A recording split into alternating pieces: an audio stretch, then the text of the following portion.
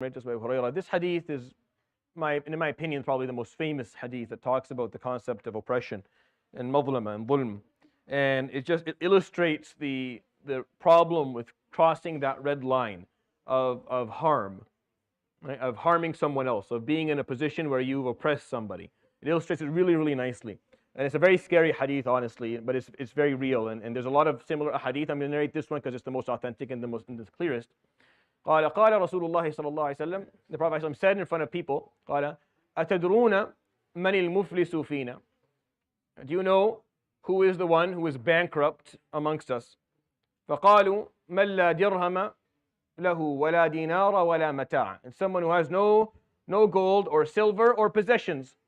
So he would repeat the question عليه الصلاة والسلام 3 times, and they would answer it twice, and then the 3rd time they would say Allahu wa Rasuluhu a'lam. They figured out that this was a rhetorical question and that their answer is wrong. So they were waiting for him to explain عليه الصلاة والسلام. So he said, and this is the hadith, this is the wording of the hadith in the collection of Muslim, قال المفلس من أمتي, the bankrupt one from my ummah, من يأتي يوم القيامة بصلاة وزكاة وصيام وحج. And this is the wording. A person will come from my ummah and they have salah and they have zakah and they perform siyam and they perform hajj. They did all the pillars that are there.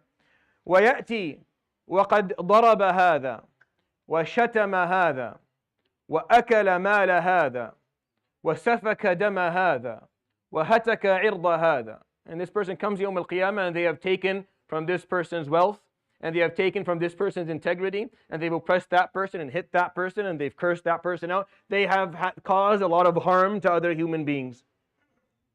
فيأخذ هذا من حسناته وهذا من حسناته فإن انتهت حسناته ولم يقض ما عليه من مظلمة.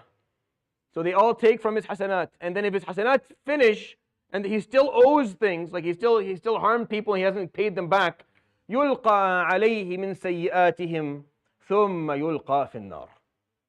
And then if there's nothing left, then their bad deeds are taken and thrown upon him, and then he is thrown into the hellfire. وَلِيَعُوذُ بِاللَّهِ. This is who the bankrupt one is from his ummah, alayhi salatu wasalam.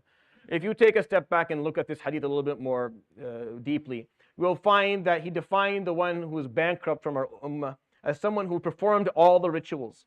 Like they did all, he points them out. He takes time to point out the rituals, that they were done, they were performed. He didn't bring up a Muslim who maybe didn't do any rituals, because you could then run away to that and say, well, this is probably someone who didn't. No. He's actually saying in the hadith verbatim, he's saying, they come and they have prayed and they have fasted and they paid zakah and they have done hajj. But they come and they cross that line of human harm too many times. One too many times, and they owe more than they've actually put forward, and they're going to end up in the wrong place. Which is almost unimaginable for a Muslim who believes in La ilaha illallah and performs their rituals. It's almost unimaginable for someone like that to end up in the wrong place. It really is. It's very difficult. You have to really mess up bad for you to be someone who knows Allah subhanahu wa ta'ala, performs the rituals, and still ends up in the wrong place. Like that, you really must have made a mistake. It's too easy. It's too easy to make it to Jannah. But then you cross that barrier of human harm, and you come Yawm al-Qiyamah, and no one will stand up for you. No one will protect you. No one will intercede on your behalf. It's like the moment you say, I need help, Ya Rasulullah, I need help. On the day of judgment, if someone says, okay, I'll help you. What's your problem? Oh, before you finish the word, I'm sorry. You're on your own. Go pay your mazalim and come back. Go pay what you owe people and then come back and I'll help you out. But don't come and put me between you and another person. Because once you oppress, it's a scary concept, and it's important for us to comprehend, because our deen does not tolerate dhulm. It doesn't tolerate any form of oppression, no matter how small it may be, no matter who's doing it.